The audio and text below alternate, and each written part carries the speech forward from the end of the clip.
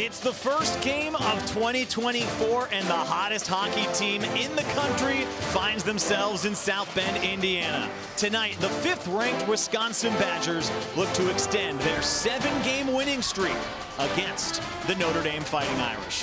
And so we say hello and welcome you inside the Compton family. Ice Arena, Tony Simeone, alongside the 14-year NHL man, Steve Conroy. Last weekend, Notre Dame ended 2023, Steve, on a high note. They picked up a couple of wins against Augustana, but I think more importantly, they may have unlocked the freshman Cole Knuble. Yeah, and we kind of saw it coming. He's been getting his looks all season long. He just wasn't scoring any goals. In fact, he only had 1 goal to this point, but boy, did he have a big weekend.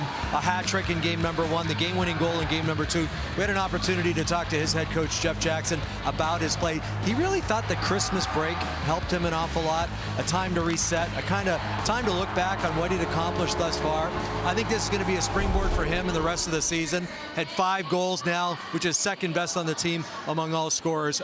Look for him to really catch fire. Well, one team that's been on fire all season is Wisconsin. 16-4 coming into this one. They're riding a 7-game win streak, all kinds of impressive numbers, but Simon Tassi right now is driving the offensive bus for them. He really is. We talked to his head coach, Mike Hastings, about his play. He says he's a true power forward. He's 6'2", about 195 pounds, and he loves to shoot the puck. He gets into those areas where he can shoot that puck. He also talked about the fact that last year he missed most of the season with a knee injury. So really right now, just coming into his own, starting to feel a lot more comfortable on the ice. And when he gets that puck, boy, it's off his stick in a real hurry. He is a real generator of offense for this Wisconsin Badger team.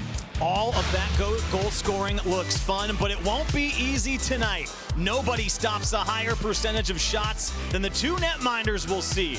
Ryan Bischel and Kyle McClellan are coming up next.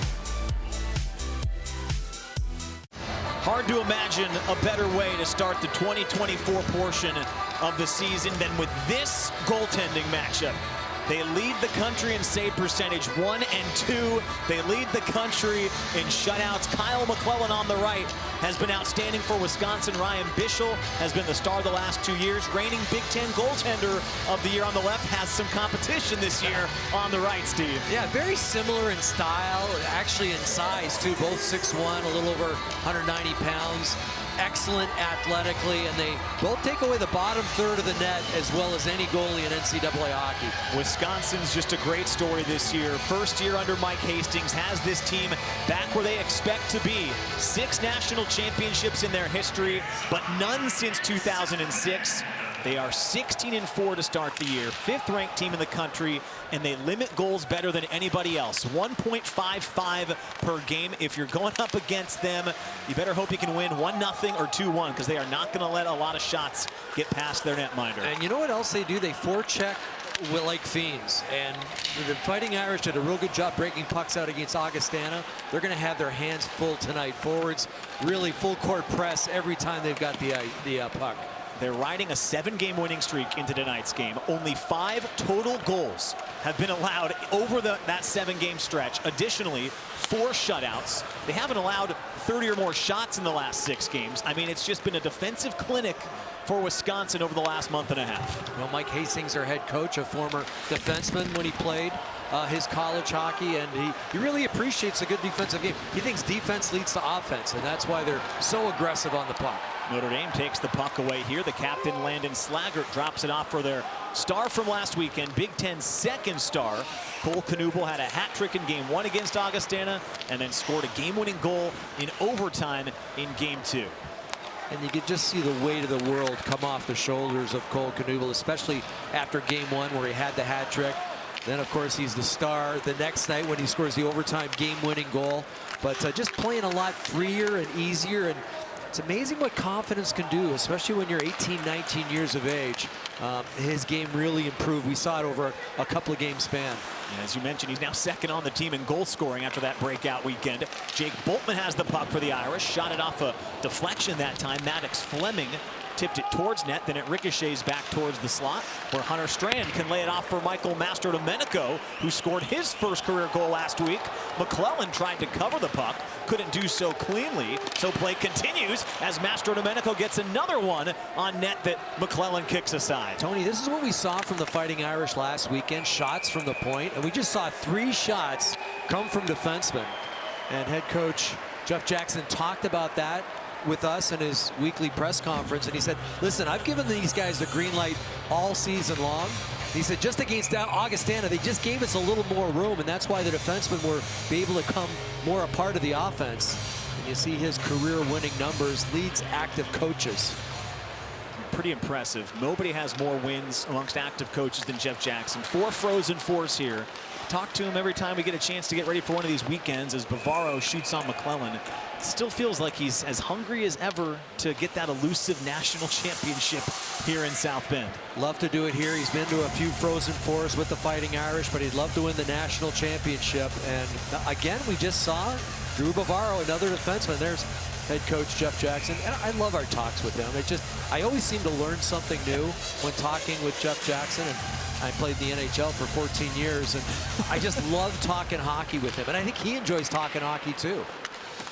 I always feel like the outsider on those phone calls. He's had an illustrious coaching career, you had an illustrious playing career, and I simply sit up here and talk about the sport. You ask the best questions. That's what you do. It was Tyler Carpenter. Forward for the Irish, gives it away, and now it's Sam Stang who can shoot one. Good block that time, comes out towards the line, then a long range shot from the Badgers goes wide into the corner where Carpenter's able to settle it. Puck comes back into the Wisconsin end. Ben Dexheimer leads the team in assists. Defensemen that can really activate, especially when they get an opportunity to go on the power play. Sends it ahead as the top line for Wisconsin goes to work. This is a wide angle shot from David Cilia, kicked aside by Bischel. He retreats after it towards the corner as Mike Forlicki, the Badger captain, holds it in. He's going to skate into the offensive end, take a shot on his backhand. Doesn't quite get through, and it rolls into the corner. It's a good keep in by Forlicki. I thought it might get outside the blue line. One hand on his stick, he controlled it and really used his foot speed to carry the puck across the blue line. Puck is chipped ahead for Brennan Ali. Irish forward getting worked on by Vorlicki. Finds Trevor Janicki. Drops it off for Jake Boltman. His shot escorted aside by McClellan. Again, I like the mindset. You know, push the defense back, try to get the forwards to collapse a little bit, and then look for your defenseman. And again, a shot from the point. Unfortunately, no traffic in front of McClellan, either for a screen or a redirection.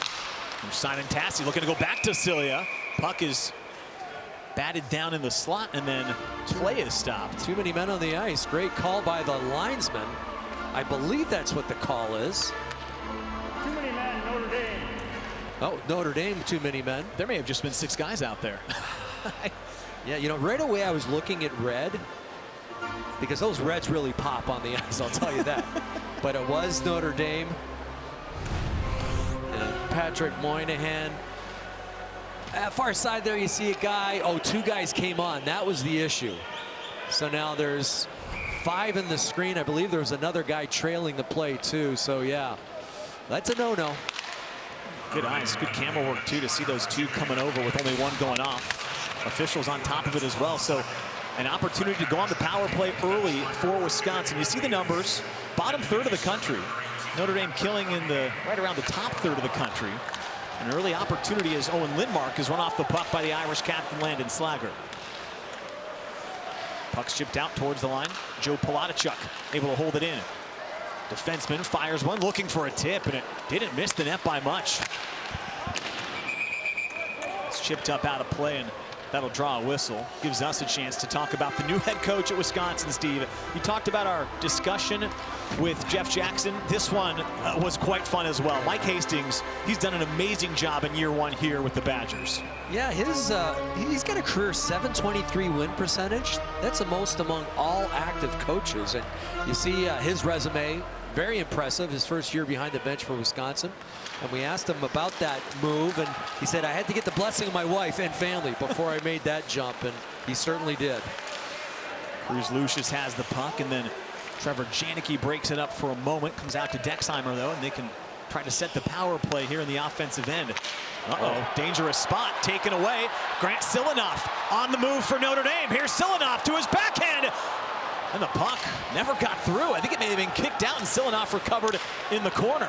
I thought maybe Silanoff got slashed right at the last second. Now that was a tough pass from Matthew to St. Phal.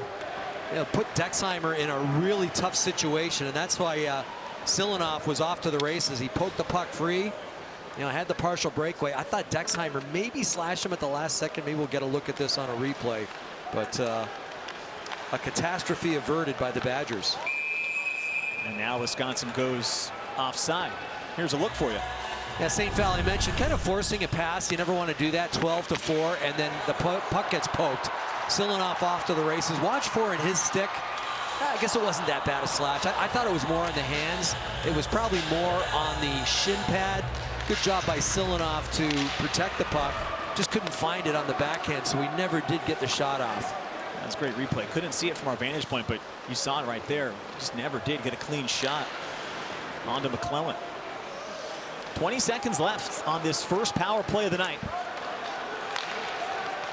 As Charlie Stramel, sophomore for the Badgers, takes him to the offensive end. Notre Dame looking for one last clear. William Whitelaw, after it for the Badgers, drives it around, and Palatichuk will track it down. Final seconds wind off. They're back to 5-on-5. Out of the box. Here's Patrick Moynihan on his way in. Another chance. His backhand is saved by McClellan. Don't think Moynihan got the shot he wanted. He took it to the backhand. That puck was bouncing on him the whole way. It finally did settle, though, right in front of McClanahan, and McClellan make that. He got the shot off, and it wasn't real strong. Stick save by McClellan. You can see the story already for Wisconsin this year. So sound defensively, but when they've needed to be bailed out, McClellan's been there. As Stang is on his way in. He's the nation's leader in save percentages. McClellan came in just a shade under 94%. As this shot gets through on Bischel, the man who trails him second in the country in save percentage at .932, and he makes a stop.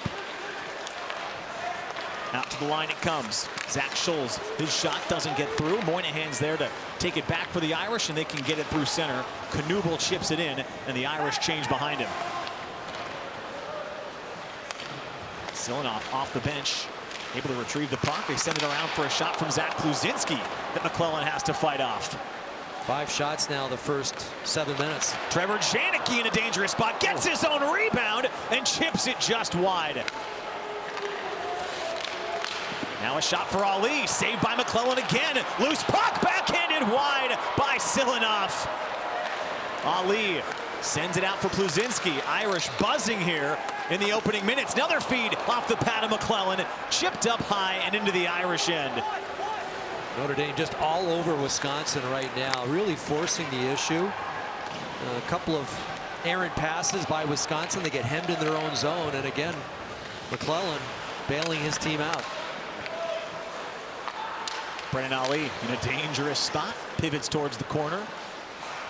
As he seeks safety, drops it back for defenseman Ryan Seedham. Grad transfer from Harvard, playing his first year with Notre Dame. Pass intercepted by Tyson Dick. Able to chip one ahead for Stramel, looking to go back to Dick. It's tipped in on Bischel, and he will melt it down. Well, Patrick Moynihan came out of the penalty box, and he was off to the races. And you see the bench, they're pointing at him, they're telling him to get out onto the ice, and then Fisher spots him, that 100-foot pass. And there's the puck rolling, maybe at a bad angle, trying to get it between the legs of McClellan. And a little later, Trevor Janicki, that one gets shot wide. The follow-up, though, well, maybe McClellan gets a piece of it. Trevor Janicki had a couple of goals in game number 1 last weekend against Augustana. He's up to 5 this year as well, tied with Knuble for second on the team. Everyone trails Landon Slager, who has 12. Leads the Big Ten as this puck tipped wide of Bischel. Didn't miss the net by much. Palatichuk with a smart shot. Oh, D. St. Foul backhanded a feed that was intercepted. Now he gets it back. He's able to get a shot towards net. Bischel fights that one off as well. You can tell goals, we figure this weekend will be at a premium.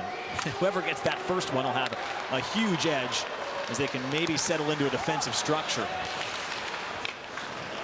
Well, both coaches talked about it, how their goaltenders have kept them in hockey games. And even when they have a lead, a 1-goal lead, you know, a lot of times the other team can possibly tie it with a flurry, and the goalie stands on his head. You go down, score the other way, and all of a sudden you've got a 2-goal lead. Carter Slaggert has it for Notre Dame. Younger brother of the Irish captain. Comes all the way around. Chipped into the Irish zone. Back forward is Boltman. In hot pursuit of him is William Whitelaw, the freshman. This is chipped towards the line, not quite out yet. Big collision. It's Jack Horback ran into the puck, and it comes out to center ice, and now Boltman is able to play it from his own end back through center.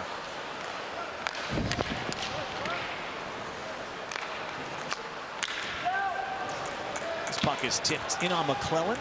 He's going to play it. Daniel Watch, veteran defenseman, leads the team in block shots with 55 already this year. Puck is sent up ahead, out of the reach of Owen Mellenbacher, freshman on the move. Seedham lays a check on him. Now Pluzinski in a battle along the wall. Sawyer Scholl able to dislodge the puck for a moment, but now Knubel's able to send it out into the neutral zone, and the Irish can clear their own end. Now Scholl gives it away. Moynihan's got it, looking for Knubel, and it's intercepted, and Vorlicki can bring it back the other direction. Ahead for Stang, pulls, holds, shoots right into the gut of Bischel, and that will stop play. No score early on between the Irish and the Badgers. 10 minutes gone here in the opening period. Tony Simeone with Steve Conroy as we have enjoyed the first 10 minutes of this showdown this weekend. We talked about the goaltenders, Steve. They don't allow a lot of shots to get past them, so the first goal very important, and it's evident by the records they have when they scored the first goal this year. Yeah, that's a pretty big advantage. Scoring first, Wisconsin a perfect 13-0-0 when they get the game's first goal. Notre Dame not bad, it's 7-0-2. I had an old coach, Mike Keenan, used to stress that when you score that first goal, now the other team's got to score two if they want to win the game. Yeah. So it's almost like a two-goal swing. You get the first goal, now the other team, they've got to scratch away two to try and climb on top of you. So I think psychologically, it's huge for any team. But I think especially for the home team in a game like this, really big to score the first goal. It's worth mentioning, Wisconsin's only allowed more than two on 4 occasions this year. Wow. They've given up a lot of chance early in this hockey game. Maybe a sloppy game on their part. Well, they're without a few key contributors tonight. Good point. They just did honor the pair of players that are at World Juniors. Danny Nelson for Notre Dame won gold earlier today. Also Quinn Finley, so congratulations to them. We're going to have a chance to look at some of their footage later as Dick's shot doesn't get through. And then also, they're without Carson Bansel tonight, who's a key contributor. He's battling an illness. Christian Fitzgerald, who's been a key cog in their system. So they're without some key contributors on the ice tonight for a big-time weekend Big Ten series. One kid I was looking forward to, Brady Cleveland, a big defenseman on the back end. I believe he's a draft pick of the Detroit Red Wings, if they're not mistaken. Yeah. And yeah, there you see some of the guys who are out tonight. Bandel with the illness, Fitzgerald the injury, Quinn Finley, of course. Congratulations to him and Danny Nelson. Gold medal for Team USA, and mentioned Brady Cleveland, big defenseman, not in the lineup tonight. Well, that interestingly opened up a spot for Luke LeMaster. We were talking with the radio team of Wisconsin prior to this one. LeMaster was on this roster the last couple seasons, was not on the team to start the year because they had a surplus of defensemen, but because of that, and also Tyson Jugnoff leaving the team with some health issues as Bischel makes the save. Luke LeMaster rejoined the team earlier this week, and he's on the bench, suited up. I haven't seen him take a shift yet, 26 in red, but Badger fans are familiar with him. He played 65 career games, was still at school in the fall semester, and it was Matthew D. St. Fowl and Mike Vorlicki who went to head coach Mike Hastings and said, hey, let's let this guy suit up and get back on the bench, coach. Yeah, we know a guy, and they need the guy right now. He is the 7th defenseman, so he might not. There he is, hometown of Duluth, Minnesota, and he is a senior. And they were very upfront with him. They said, listen, we cannot offer you a scholarship. He goes, well, listen, I still want to go to this school. So he was finishing his senior year at Wisconsin, and that's how he's on the bench tonight. Don't think he was playing club hockey either. This puck got through on Bischel, who had to make a pair of saves that time. Owen Lindmark, who was in on him with the second backhand, was able to kick it out. Seemed harmless, but it was in tight quarters. As the puck is onto the stick of Whitelaw, tries to feed it back for a cutting Jack Horback, and it deflect out towards the corner, and Dexheimer swiftly walks the line. Shot doesn't get through. Good work by Knubel to block it down and clear it out to center. That's tough to do as a forward, to kind of mirror image the defenseman, especially a guy like Dexheimer, who's, you mentioned the mobility, he's quick-footed too, and he was walking that line, but Cole Knubel matched him perfectly, and a great block by him. Here's David Cilia. Sends it down low. Backhands a puck out towards the line that's intercepted by Maddox Fleming of Notre Dame. There's the captain, Mike Vorlicki, skates back. Oof, smooth skater around his own end, sends it up through center ice. Cilia, one of a few transfers to come over from Minnesota State to join Mike Hastings here in his first year with Wisconsin. It's been a big part of this roster. They've got some holdovers, of course, from Wisconsin years past, but they bring over some really good players from Minnesota State, and the rebuild was instantaneous in Madison. Yeah, in fact, Mike Hastings talked to us about the job that Tony Granato did, and our thoughts and prayers go out to Tony Granato, his family. He's battling cancer right now. But the good news is I believe he's going to be on a Blackhawks broadcast coming up soon. That's great. So he's feeling good enough that he can get back to work. But yeah, he did a real good job laying a foundation here in Wisconsin. Of course, he was a great Badger player himself. Had some good Wisconsin teams throughout his time, but last couple seasons, they moved on from him, and Mike Hastings, as you said, credited him with doing a great job recruiting. They always had tremendous talent at Madison come through. Mike Hastings now getting a chance to run the show here after 11 years in Mankato with Minnesota State. Took the team to the national championship just a season and a half ago in 2022. Certainly knows what it takes to get all the way. It's funny, we asked him about what some of the culture is, and he said it's all about effort and attitude. And he said, we don't want to have to coach that. We want to make sure that it's in you, the effort and the attitude. And he said, for the most part, it has been with all 26 of these athletes. Just less than 6 minutes to go here in the opening period. It's turned into a bit of a chess match. A few opportunities for Notre Dame. No really dangerous chances so far for the Badgers. Shots right now even, though, at 8 apiece. Wisconsin does a great job of limiting shots, just 26.5 per game on the year, so right around 9 per period is the average that they relinquish. Puck goes towards the corner. Simon Tassi, leading goal scorer, had his pass intercepted by Michael Mastrodomenico. Scored his first career goal last week, and as he carries the puck, the Irish go offside. You know, Ryan Bischel, he goes through an extensive warm-up in the warm-ups, and he normally has one guy shooting on him. You see him going post to post here. He uses his pads an awful lot. And watch these saves. And basically the same setup that he had in the warm-up, you know, using those pads down low. Now, most goalies go into a butterfly, and the thinking there is, I'm going to take away the bottom third of the net. He's just so good at it, though, because, you know, you don't always want to be down on your knees because you can't track the puck quite as well. Once you're down, you're committed. And in fact, Jeff Jackson was talking about that. He said that's maybe one of the underrated. Watch this. Oh, turnover behind the net. Lurking in front that time was Whitelaw, but he couldn't connect. Just to finish, one of the underrated things about Ryan Bischel is keeping his edges and staying up on his feet as long as possible. And he said that that's the sign of a real strong netminder. It's a great find by you and our camera and replay crew to find that warm-up stuff and then see him put it into work.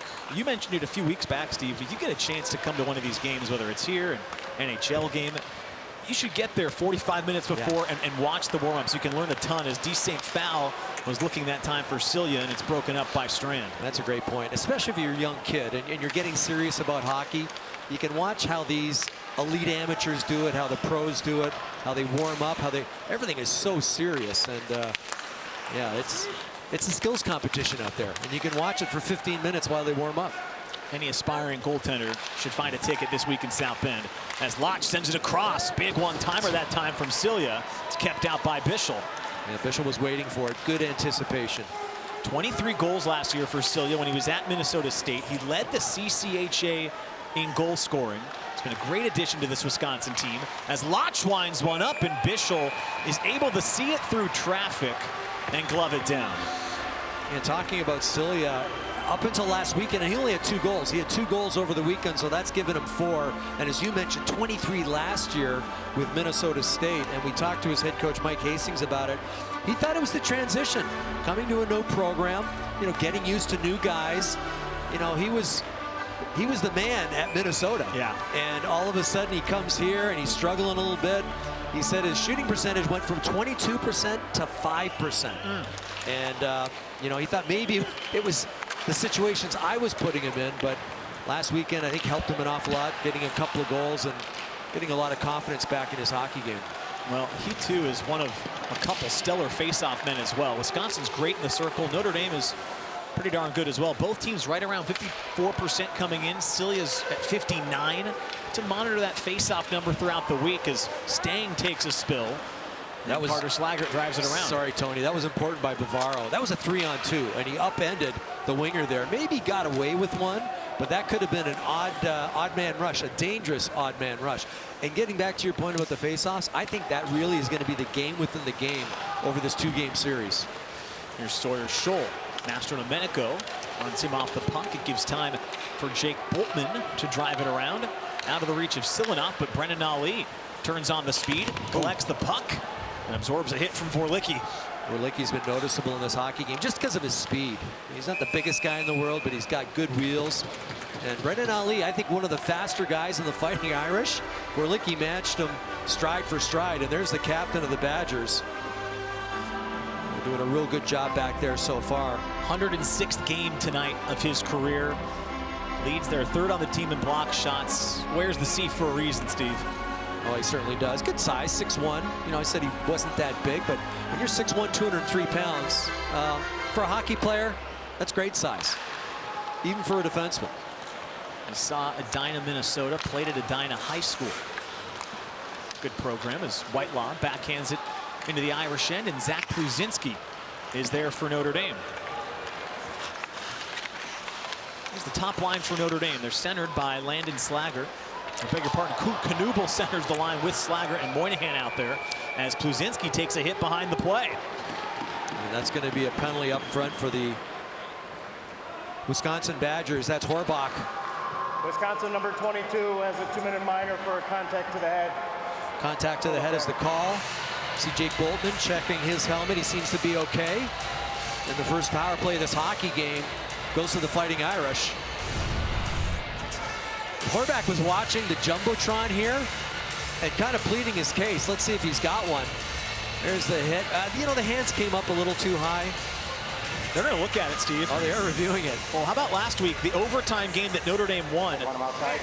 It was a review of a hit to the head that ultimately gave them the power play in overtime. It was a little confusing in the building, but all contact to the head, whether or not the penalty is called or not, can be reviewed. Right. And because the penalty is called here, it's an easy review for them. That if they want to elevate it to that level, I couldn't tell for sure. Well, you know, that it was the hand, I think, that got in there more than anything else. Yeah. So I think the 2-minute minor is the right call. It certainly hit the head of Boltman, and I think they're going to see that. I don't think it's worthy of a 5-minute major. Now, they can rescind the penalty. We got a great look here from the blue line camera. Horbach, 22, following through, and the hands come up, and it makes contact almost with the chin, but the bottom of that cage. And I think maybe this might be the best angle. Hands up, and yeah, hits the head. I think there was also contact with the upper shoulder, the upper chest. But I guess if it's direct contact with the head, it could be a 5-minute major. So, you looking up the rules, Tony? Any contact directly with the player's head or neck area must be penalized with a major penalty. Oh, Derek Coleman and our staff are right on it. Our producer tonight, a player shall not make direct contact from any direction with opposing player's head or neck or in any manner, including but not limited to the shoulder, stick, elbow. Well, if you read it literally. Yeah, because that was the neck. That was certainly the neck. And this is what's been so tough. And I sympathize with the officials here because in the end, it's still so subjective. Every time I think I know exactly what to be looking at, I feel like I'm wrong.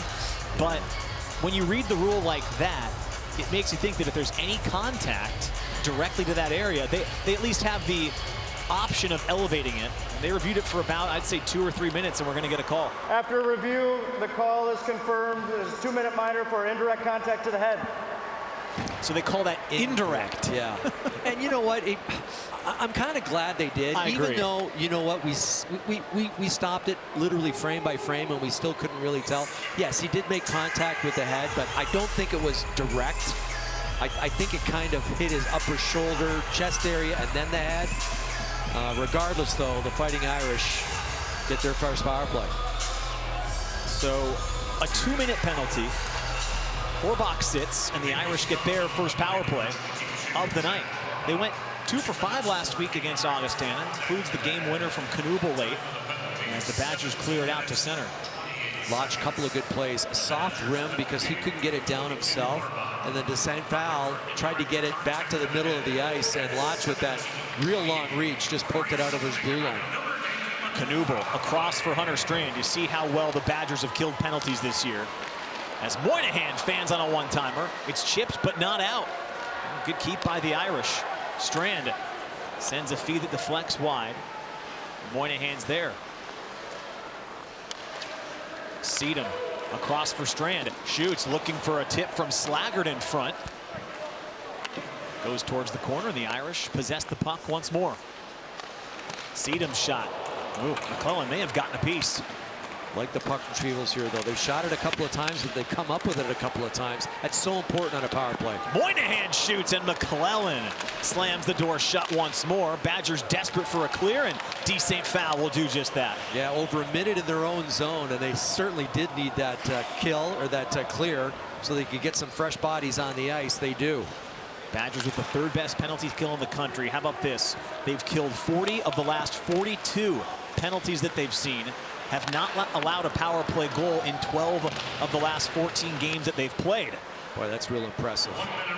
And you know, coaches talk about penalty killing being a lot about your goaltender, and that's certainly true in this case.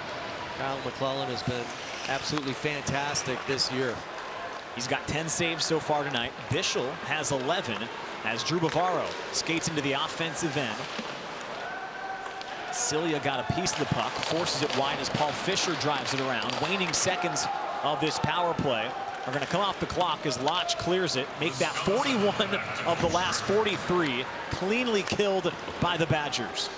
Lodge doing a good job back there. He's a big boy at 6'5". He's got a long stick, long reach, and he can really upset a lot of plays out there.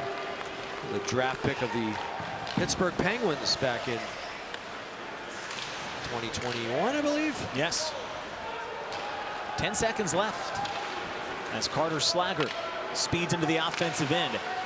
Throws on the brakes. His pass got through. Boltman off for Janicki, and he whiffed on a last-second shot as time expires. Boy, that was a fast period. But it was an entertaining period. Really impressed with the way the Fighting Irish came out. Had some real good looks. Unfortunately, couldn't find the back of the net. The game moves fast when they aren't pulling the puck out of the back of the net. Yeah.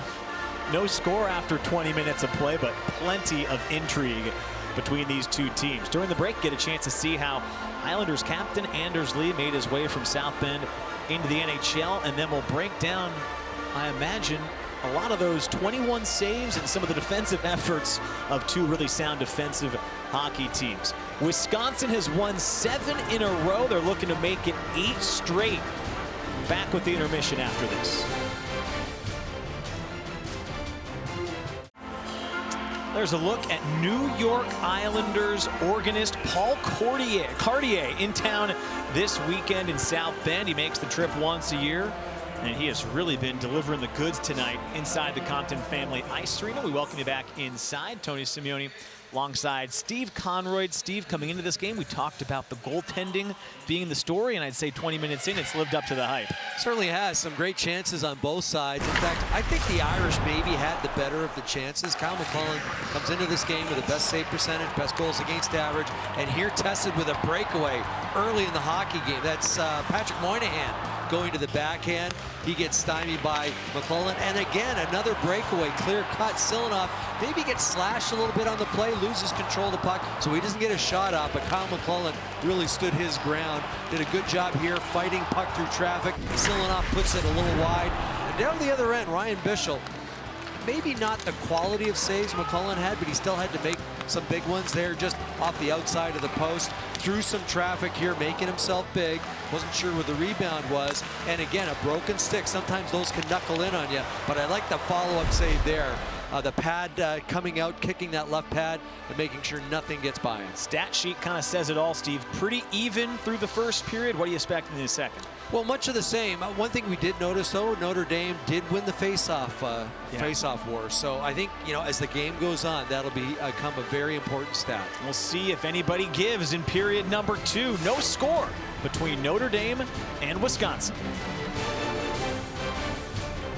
There's a look at Kyle McClellan. Somehow, in the first period, raised his .939 save percentage with a clean sheet.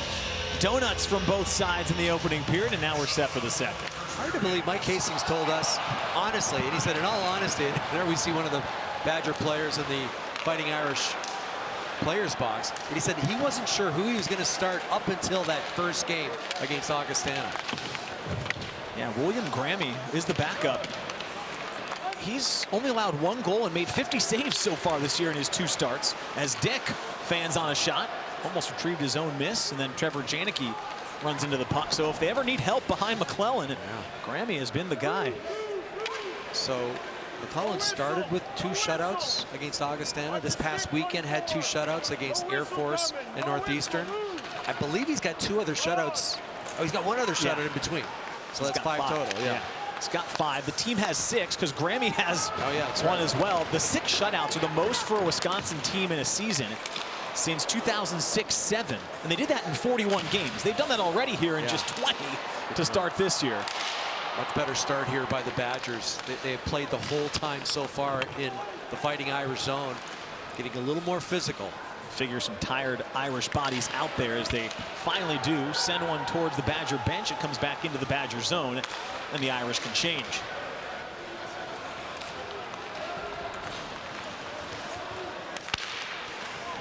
Here's Whitelaw shooting towards Bischel. He's able to see it, and he makes the save. Talked a lot about Mike Hastings already. 11 seasons at Minnesota State, and look at the improvement in his first season at both stops. I mean, he has just instantaneously turned it around when he gets to a place and puts his fingerprints on the program. He commands your attention, and I noticed that just in our talk with him. But I like his attitude, too, because, he stresses to the players, you can wake up with a smile or a frown. It's up to you. It's all about your own attitude. And I think that's part of the culture change he wanted here. And he's got guys that want to be at Wisconsin. They want to be hockey players. And they want to make a difference in this world. You mentioned it earlier, Steve. He has the best winning percentage amongst active coaches at .723. The all-time record is .729. He could have the all-time record when it's all said and done as Cole Knuble takes it into the corner. Mike Hastings also has never had a losing season as a head coach. Now in 25 years, if you count his time in the USHL, at the collegiate ranks with Mankato, and now here at Wisconsin, no losing seasons. He's always been above 500. It's just remarkable what he's been able to do in his head coaching career. Well, that's why it's going to be a tough weekend for the Fighting Irish. But that all being said, they realize they win 2 games here. Coach Jackson told us watch this.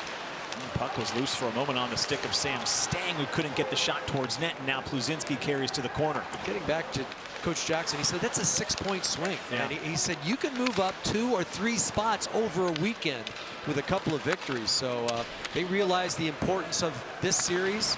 He said maybe they lost a couple of games the first half they shouldn't have. He said that cannot happen the second half. The Irish are 9 points back of Wisconsin in the standings coming in. So to your point, a sweep would get them within 3. And Wisconsin came into the weekend just 1 point behind Michigan State for first place. They were swept by the Spartans earlier this year. Those are 2 of their 4 losses. As Scholl has a chance to go in as Boltman takes a spill, but they're going to say the play is offside. Good call by the linesman. And we've got 2, well, I say Hall of Fame college coaches behind respective benches. You see the active leader in win percentage for Mike Hastings on the left, but look at on the right. Active NCAA leader in career wins, 584 for Coach Jackson. So a couple of legends, a couple of lifers really behind the bench of their respective teams. It's been great to watch the Big Ten over the last 2 years. You get these kind of matchups. You see the goaltending matchup we've got tonight, maybe the 2 best goaltenders in the country. You saw the 2 coaches right there. easily two of the best coaches that there are in the country. It seems like every weekend, and we talked about it earlier with all those players at World Juniors, you're seeing some of the best players and coaches come through the Big Ten now, year after year. And that's why a lot of players want to play in the Big Ten. They figure that's their best chance to make it to the NHL. They're going to get a great education. They're going to get fantastic training and an opportunity to further their career, whether it's the NHL, maybe the AHL, possibly overseas. There's Drew Bavaro coming into this season. Second team preseason Big Ten. He sends it in deep and now hustles to the bench as the Irish change. 4 shots from the defenseman in that first period for the Fighting Irish. So again, you know, the story of offense from the back end continues for the Fighting Irish, getting shots through from the point.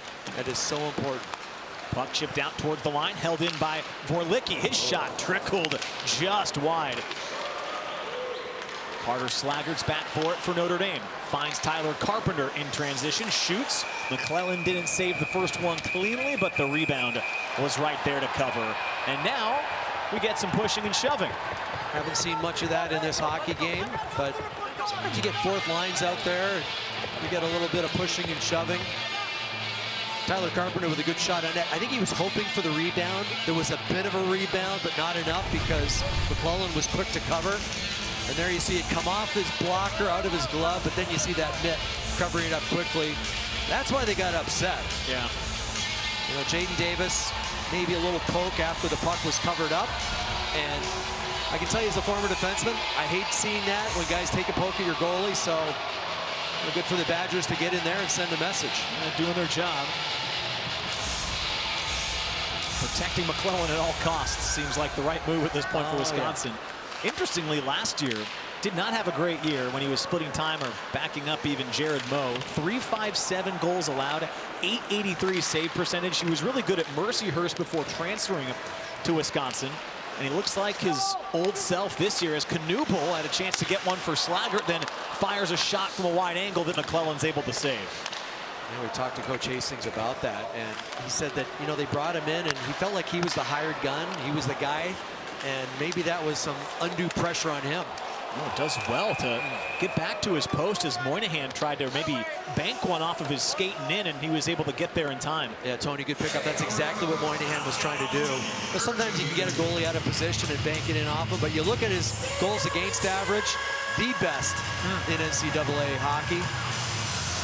Shane Helston, Sybil, and Duplessis round out the top 5. But getting back to his save percentage, you know, this year off the charts. Last year was 870 whatever, but then the previous 2 years at Mercyhurst, 932, 932. Yeah. So, you know, it's a little bit of a. They couldn't really figure out what happened last year, and you know, he took it upon himself to change his eating habits. You know, he hit the gym really hard. He wasn't happy with what he did last year. And Coach Hastings says it's all on the young man. He kind of turned the season around himself. It's nothing I've done.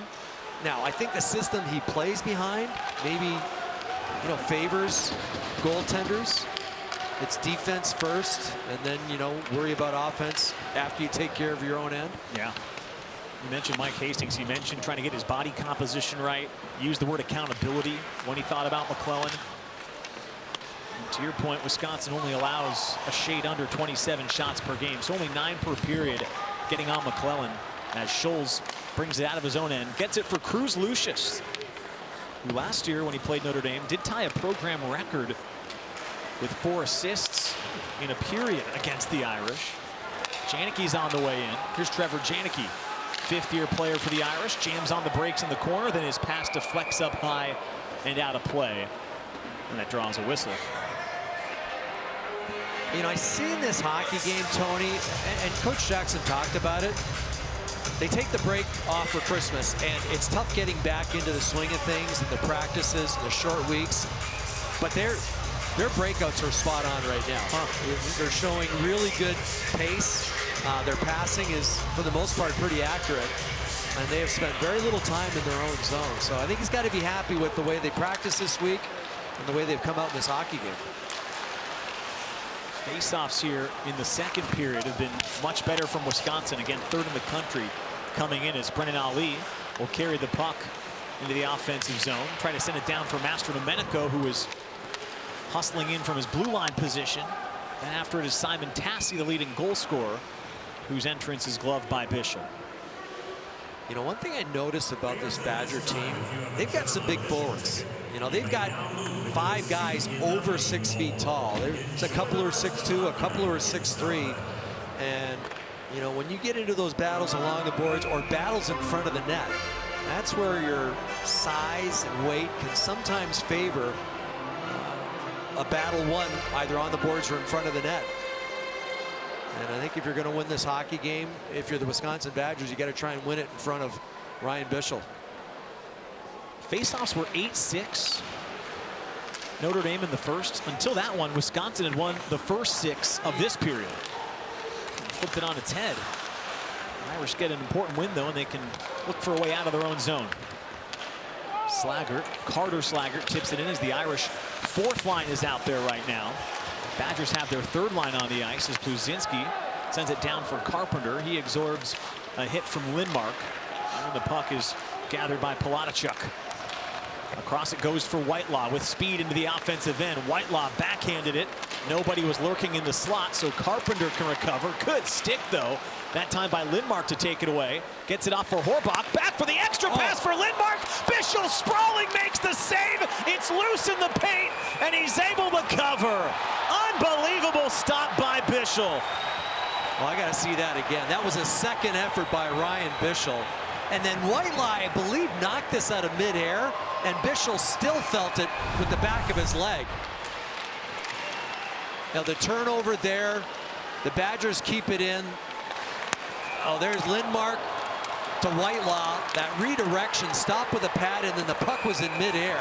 I don't know if we have a look behind the net. Ryan Bischel actually ended up taking care of Horbach himself in front of the net. Watch this out of midair.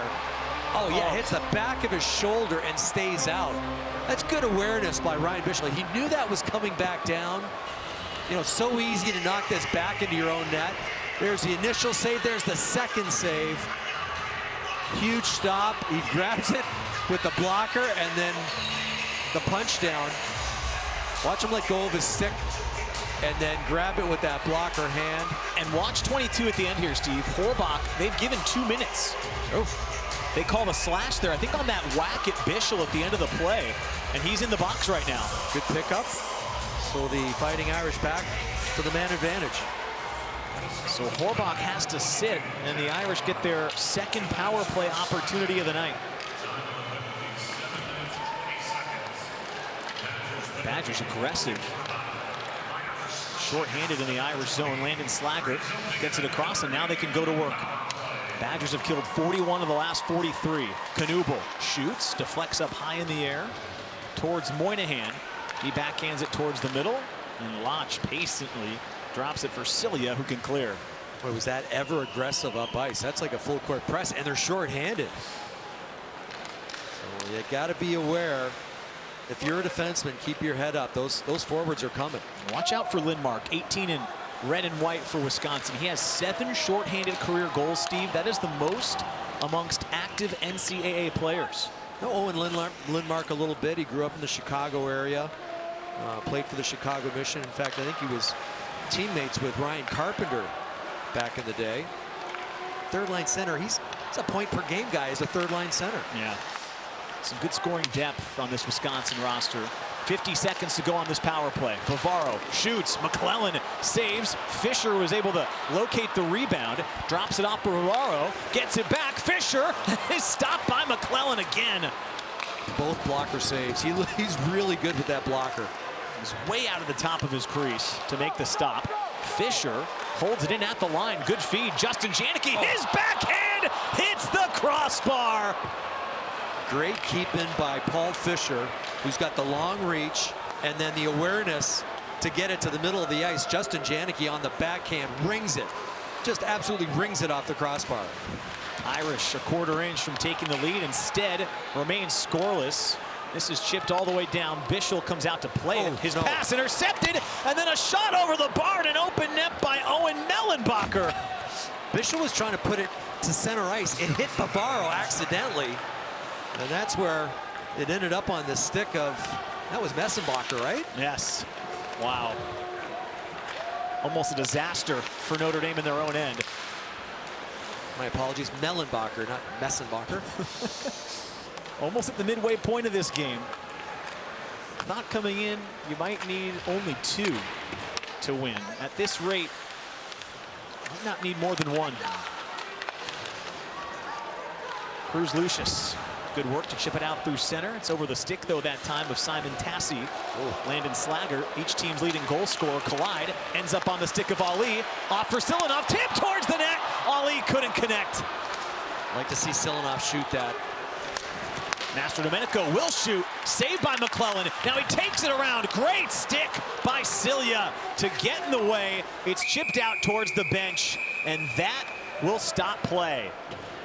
Goodness gracious. Some grade A opportunities on both sides, but McClellan and Bischel have done enough. Still no score in South Bend. The 2 best goaltenders in the country have looked sharp, and their best friend slamming the door behind them. Ryan Bischel, really good handling the puck. Watch him come out. Unfortunately, he hits his own defenseman. Watch Bavaro in front of the net. Hits him high. Ends up on the stick of Mellenbacher. He puts it up over the crossbar. They dodge a bullet, and Ali to Silanov. I'd like to see Silanov shoot there. Instead, it almost ends up going in off the stick of Vorlicki. But it ends up going wide of the net. But you get an opportunity, especially in a tight game like this. You have an opportunity to shoot, you got to get it on net. That one takes a weird hop off the end boards. Then Bischel takes a spill as Stramel collides with him. All the arms stay down and play continues. Don't let anybody tell you that a scoreless hockey game isn't entertaining. No. This has had plenty of intrigue throughout the night, specifically here in the second period. Some real good chances on both ends of the ice, but neither netminder has let anything get by. Palatichuk gets it in deep where Pluzinski can spike it off the wall. It does ricochet out to center where Anthony Kerr has it, and then Cole Knuble lost his stick on the play. He has to go to the bench, and the twig's still out there. Staying, good feed for Mellenbacher. He's worked on by Seedham in the corner. After it is Sawyer Scholl. Trevor Janicki takes it from him. Rolls it around for Seedham, who has some time and space in his own end to try to stretch one ahead for Ali. Here's Brennan Ali. He's got Janicki trailing, and it's behind him. Brennan Ali making things happen. Kind of quiet against Augustana, but boy, he's been a factor in this hockey game. Especially here in the second period. A lot of good shifts from 13 and White. 2v2 battle up along the wall as Janicki battles with Kerr. Comes out towards the blue line. Badgers able to get it out of their end. Lotch will drive it deep, and now they change. Puck rolls around for Vorlicki. Across for Scholes. He shoots. Bischel makes the save. A collision in front. Comes out for Trevor Janicki. He's looking for Ali. They're at the end of a lengthy shift, looking to get a puck deep, and instead it'll ricochet up and out of play, and that does the trick as well. Well, we were really impressed with the first 14-15 games of the Fighting Irish season with Brennan Ali. His speed, his awareness. Watch this pass just out of the reach of Trevor Janicki. That would have been a wide open look in front of the net. We mentioned that last couple of games against Augustana, he was okay, but he just wasn't as noticeable as he normally is. And it's his speed, I think, that really sets him apart from everyone else. Brennan Ali, a draft pick of the Detroit Red Wings. And to your point, Steve had a goal against Mercyhurst and then Penn State, but hasn't scored since the first week in November. It's been over 10 games since, as this puck was centered towards the slot that time. William Whitelaw is on the doorstep, couldn't connect. Whitelaw, just a freshman, has 4 goals in his last 6 games, though. Has really come on strong for the Badgers as of late. Yeah, he had those 2 glorious chances. Oh, redirection. And there's the first goal of the night. Owen Lindmark delivers the crucial first goal of the game. First goal of the game, the 8th on the year for Owen Lindmark, and you knew it would happen like this. A screen or a redirection in front. Watch 18. Now he's being checked. Master Domenico kind of pushing him, but Lindmark gets his stick on it. Watch the backhand right there.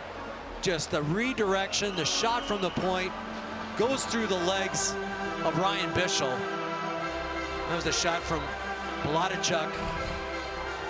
Lindmark with the tip, and the first goal of the game goes to the Badgers. Lindmark delivers a big one. You saw the numbers earlier this year. Wisconsin 13-0-0 when they score the first goal. As Cruz Lucius has his shot deflected at the line. Paul Fisher able to backhand it for Moynihan. And now Cole Knuble can carry it for the Irish. Moynihan sends one into the corner. See how the Irish manage now, chasing the game against one of the best defensive teams in the country. They allow the fewest goals in the country, 1.55. This is what they do, Tony. They get the lead. Now you've got to open up a little bit, and while you're opening up, they try to take advantage. Again, they're on a 7-game win streak. They've won all 7 games by 3 goals or more. They've only allowed 5 goals in their last 7 games, and now a period and almost 14 minutes. It's tough to come back against this team. Well, think of those 2 saves by McClellan 5 minutes ago. The 2 blocker saves, really solid blocker saves, keeping the score at 0 at the time. Janicki hit a crossbar. Yeah. 6 minutes to play, second period. Shots even at 16 apiece. And Owen Lindmark has the difference maker right now. Puck's driven around for Scholes. Backhands it for the captain, Mike Vorlicki. His wide angle shot goes well wide. Scholes going to come all the way down and collect it for the Badgers. Now retreats towards the line. Shot that time by Mellenbacher, didn't get through, but it's swept out to the neutral zone. Good stick by Davis. Just using that reach to poke that puck. They were under a little bit of pressure. That line's been out there for a while. He's changing, but the other 4 guys stuck on the ice. Carter Slaggert was looking for Hunter Strand, who was behind the play with a chance, but it's intercepted at center. Strand's back on the puck, and now he goes to work. Across for Carpenter. Kicked aside by McClellan. Nobody home for Notre Dame, so the Badgers can break it out the other direction. Scholl gains center and chips it for himself.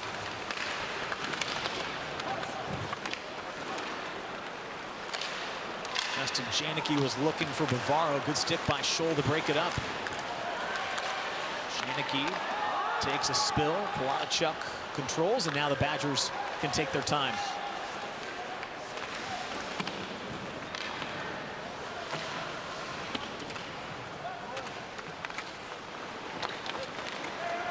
Bavaro has the puck roll over his stick. Good work in the corner that time by Horbach to take it away. Shot doesn't get through. This is Henry Nelson. Sends it for Justin Janicki. They try to chip it deep and change. Not a lot of room through the neutral ice area, especially when the Fighting Irish bringing the puck up the ice. And that's something Wisconsin's done a much better job of during the second half of this hockey game, is making it tough to get through the neutral ice area. The second period, obviously the goal plays a factor, but face-offs right now, at least unofficially for me, Steve, 10-1 in favor of Wisconsin. They've started to kind of put their fingerprints on this game here in the second. Yeah, and they win another one there. And, you know, what winning a draw does, gives you possession, and puck possession so important in hockey. You know, you've got it. The other team has to try and take it away from you. It's a lot harder to get a puck back from a team than it is to start with it. You're wasting energy, and especially when you lose that draw in your own zone, it can be a nightmare. Here's Whitelaw. Tried to fire it deep, but it hit the back that time of Lindmark, so the Irish can retrieve it. Now Fisher across the line. He'll drive it actually in on McClellan. He won't take any chances. He'll take a face-off instead with 3:35 left in the second period. Steve, I remember we were talking to Coach Mike Hastings about how he's had so much success in his career. And he said good goaltending. He was pretty blunt. He just said good goaltending, and that's what he's gotten this year. #1 save percentage guy in McClellan. He wasn't going to give us any fluff with that one. He said if your goalie's playing well, you're going to look pretty good as a head coach. Yeah, he said when you're consistent and your team's consistent and you're winning consistently, chances are you've got a real good goaltender, and I couldn't agree more. In fact, I told him the story of one of my head coaches, the late great Al Arbor, said, show me a good coach, I'll show you a good goaltender. And 9 times out of 10, that's true of any coach. You see a guy who's had some success, chances are he's riding on the shoulders of a strong goalie. Done that so far this year. Here's Mastrodomenico, fires a shot. McClellan again at the top of his paint. Does enough to make the save and stop play. Talked about his career before coming to Wisconsin at Minnesota State. They went to the NCAA final in 2022. Look at the net minding he had with Mankato. I mean, it's unbelievable. The top 5 goalies in career goal allowed while he was there. He just coached so many great goaltenders while they were there. It was a big reason for their success in Mankato. Yeah, and you know, he's trying to say that it's all about the goalie. I think it's all about the structure in front of the goalie. You know, they're not getting real good looks. You know, although the Irish had a couple of semi-breakaways in period number 1. Oh, Bavaro had shot. some looks here too. Jeez, didn't miss by much.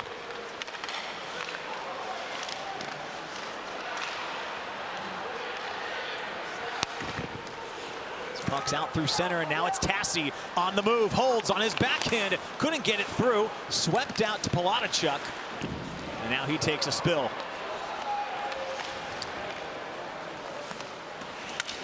Arm is up, penalty coming. It's going to go against Notre Dame in the final minutes of the second. Yeah, Drew Bavaro in front of the net. Cross-check is the call. And we'll listen for the call. Notre Dame, number 24, 2 minutes for cross-checking. Yeah, when a shot gets fired from the point, you know, you're worried about a guy tipping it. Oh, that was actually before the shot from the point. Good call by the referee. Bavaro giving that winger a rough going over. The referee was 10 feet away. He sees it, puts his arm up, and Wisconsin to the power play. This feels like an incredibly pivotal point in the game right now. Not a lot of teams have had success coming from behind against Wisconsin. In fact, nobody has come from behind this year against Wisconsin. The prospect of coming back from 2-0 in the 3rd period seems pretty daunting right now, Steve. So killing this power play for Notre Dame is an absolute priority. Well, and that can give you some momentum too. You know, a good penalty kill against a strong team. And you know, listen, when Wisconsin Badgers don't have a great power play, but it's effective. You have a good penalty kill here, you get a little bit of momentum. And they've had some looks in the last 5-6 minutes. They've had some pretty good looks on McClellan. Wisconsin, of course, came into the weekend with the headlines. 3rd in the country in penalty killing, but the Irish came in 8th in the country. Beg your pardon, they dropped down to 21st. They've killed penalties well throughout the year, though. Killed them well a couple of years back when they led the nation. Now they have an important one to kill off here. Absolutely critical against a Badger team that allows less than 2 goals per game. They take it away here shorthanded.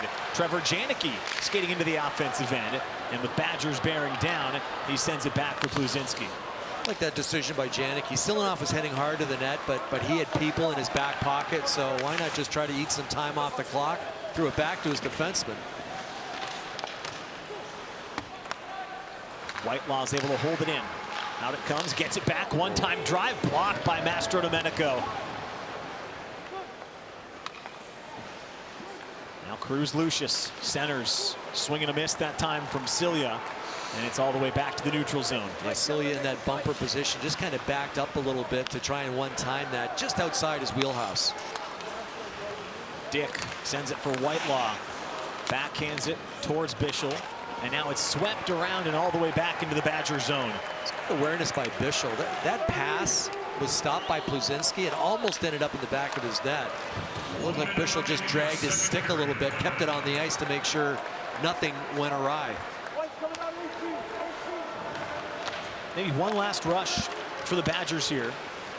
Tyson Dick, the sophomore, Drops it for Whitelaw. Then he tried to feed it again right into the stick of Justin Janicki. The Irish can now go in the final seconds of the kill. Paul Fisher drops it back for Janicki. He misses, but Hunter Strand ties the game.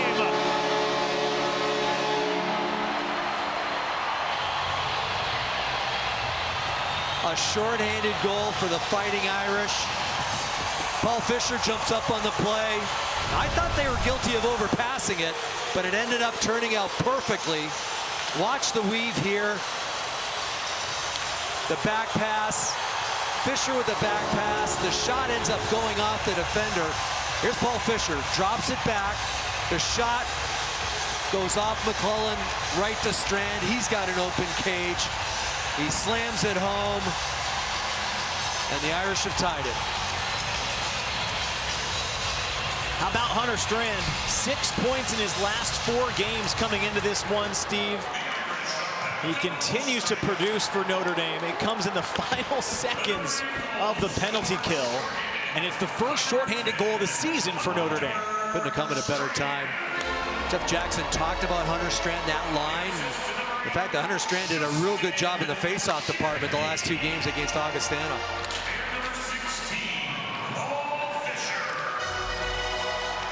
Sam Stank, just 5 seconds left, drops it off for Lotch. He wants to score at the end of the period. Penalty coming, and he can't get the shot off as time expires. Goodness gracious, staying in Lotch, a couple of defensemen, knowing the clock was winding down, went towards the net, and they had a chance to score, and they'll take at the very least a power play to start the 3rd period. Yeah, Jaden Davis ended up with the hook. You're right, Wisconsin will start the 3rd period with the man advantage, but a huge short-handed goal by the Irish. Here's the hooking call. Huge goal at the end of that period by the Irish to tie things up. There was no score after 1. What an exciting 2nd period of play. Owen Lindmark got it started. The Badgers took the lead, and in the final moments, Hunter Strand with the first shorthanded goal of the year for the Irish.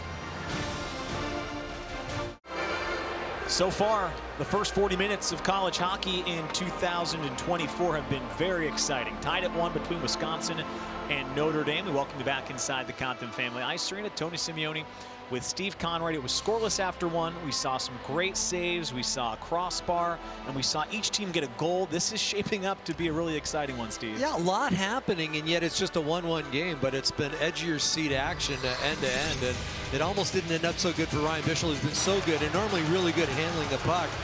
Actually make this first an unbelievable save by Ryan Bischel. Actually, a couple of unbelievable saves. A redirection that he gets with his pad, and then one rolls off his back.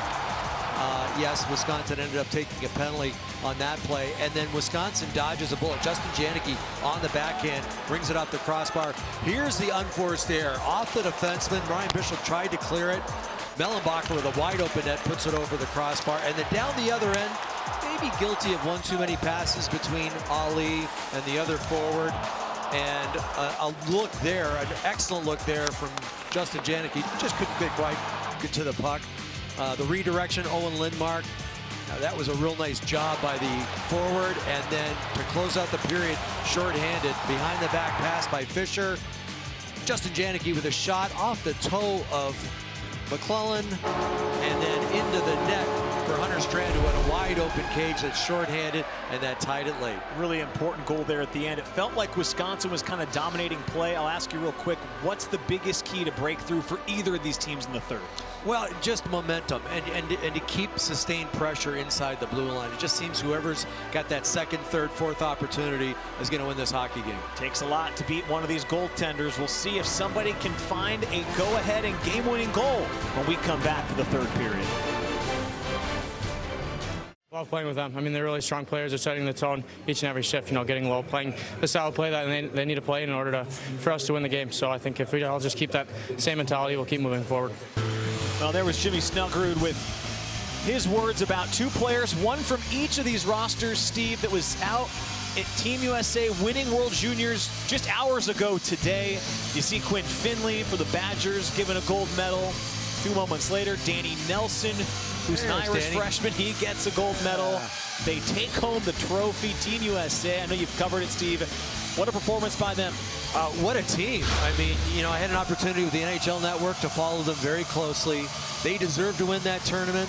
You look at that last game, and listen, we saw BC not that long ago. Will Smith, Gabe Perreault, Ryan Leonard, huge final gold medal game for those three guys. And yeah, Danny Nelson ended up playing 12 minutes in that gold medal game. So good for Danny. Quinn Finley also an opportunity for him to pick up gold. And congratulations to Team USA. Yeah, Nelson, Finley, and Snuggerud, an all Big Ten line like we talked about. Some great Big Ten players on that team. You mentioned the all-BC line. It's great to see the U.S. bring home gold. Neither of those players here this weekend, likely available next week when they get back from what I'm sure is going to be a very fun flight home. Oh, you get that right. There's a collision in the corner. Puck's going to come all the way out to Dexheimer. Now, who's going to find the second goal to give them a very valuable lead as Bischel makes the save? It's so tough to beat these netminders, Steve, coming into the weekend. Top two in the country in save percentage, both above .930. It's taken a redirection and kind of a quirky shorthanded rebound to get one by. Do you figure it's something similar that's going to require the second goal for either team? Yeah, I would think so. And you know, this is an excellent opportunity for Wisconsin on the power play. But that last save of Ryan Bischel, perfect example of rebound control. You know, nothing coming off his body. Jeff Jackson went out of his way to talk about his goaltender's rebound control, and that is huge, especially killing penalties. That shot from a wide angle, had to shrug it off, tips up high and out of play, and remain on the power play in the offensive end. You know, I asked Jeff Jackson about some of the underrated aspects of Ryan Bischel's hockey game, and one of them was handling the puck, and we saw him almost give one away, although that went off his defenseman. I don't think he thought Drew Bavaro would be standing right in front, but hit Bavaro. But the other thing he said was the rebound control, and in this game, it's been outstanding.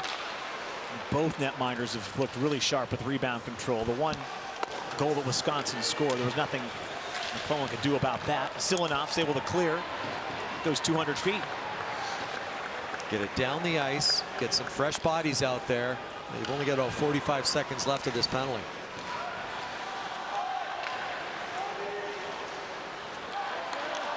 Matthew D. St. Foul gets it across, and as they slide it right back, puck came across the blue line, and as Simon Tassi tried to speed into the offensive end, he goes offside. Getting back to Simon Tassi, you know, he had the big weekend last weekend against Air Force and Northeastern. And his head coach, Mike Hastings, just talking about the Montreal native and what a great job his parents did raising him. He's all about the team. He's all about effort. And he's been all about goal scoring for the Badgers. Now, he had a hat trick last week as McClellan makes a save in that second game against Northeastern. Big Ten first star of the week. Yeah. Cole Knuble was the second star. He also had a hat trick, but Tassi is one of those guys that came over from Minnesota State that's just injected even more life into this Badger roster and has to be given tons of credit. He's their leading scorer right now for this incredible 16-4 start to begin the year. Yeah, and you know what Mike Hastings likes about him? He said he's a power forward, but he's a shoot-first guy. Like, he's never looking to pass. He's always looking to shoot. Not, you know, in a greedy way, but I think that helps the team. When they know when the puck's on his stick, it's going to the net, that helps the other four guys on the ice. Notre Dame's able to take it away in their own end. They try to spring Slaggert. Good work by Daniel Lotch to intercept and not allow him to go in uncontested. Lotch has been good in this game. You've called his name a lot. Oh, good rebound control. You've called his name a lot. Now, you know, he's a big defenseman. We mentioned with the Pittsburgh Penguin, he's 6'5". He's only 190 pounds, so he is going to fill out. A junior, so he's still got some growing to do. And there's big Daniel Lotch. Oh, no, that's not him. Just jumping over the boards right now. But he uses that stick so effectively. And that is really important, whether it's in college hockey or the NHL. You know, to have, and look at how long that stick is, to have control of the stick and to use it effectively. He's done a really good job of that in this hockey game. I've got a note from Tony Granato from last year when we were talking to him about Lotch. He said he was looking like an All-American the way he was skating, performing. He's got all kinds of skill, as you said, in that size, a real difference maker for him. A really sound part of this defensive core as this puck is swept into the Badger end. Landon Slaggert's the first one to get there. The two captains come together. Vorlicki battling with Slaggert. And the puck rolls out towards the line where Jake Boltman can come down to drive it right back in.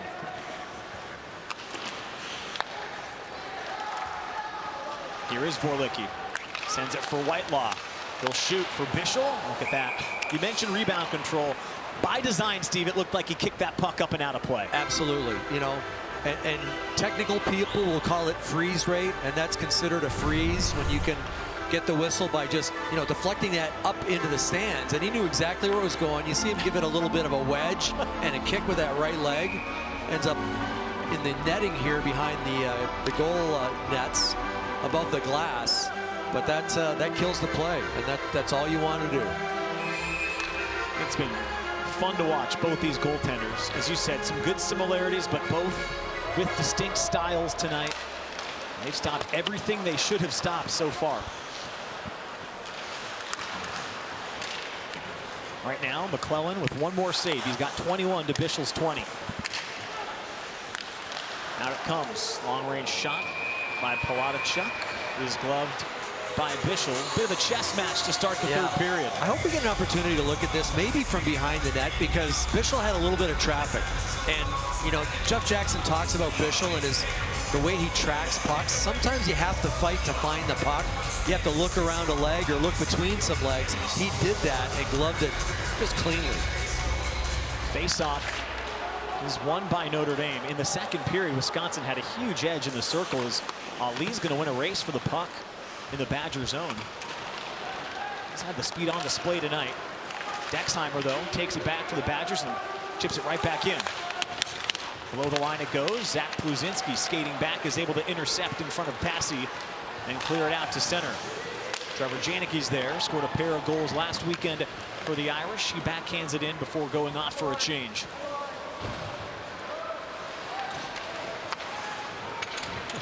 Good work by Lodge. Able to get around and drive it. That shot from Cilia, well wide.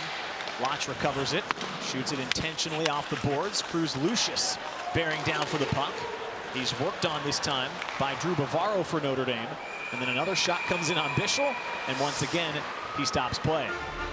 Yeah, previous play I talked about traffic in front of Bischel. This is called tracking a puck. Watch him. He's getting up on his toes, and he gets down to make that stop. Now, you know, he still saw that the whole way. There's so many times, though, where you've got 2 and 3 bodies in front of you, and you've got to lean one way. And you're taking a real chance when you lean one way, because it kind of leaves the other side of the net open. But Ryan Bischel's so good at reading where that puck is probably headed. You know, goalies will look at where the puck is on his stick and kind of know where it's going.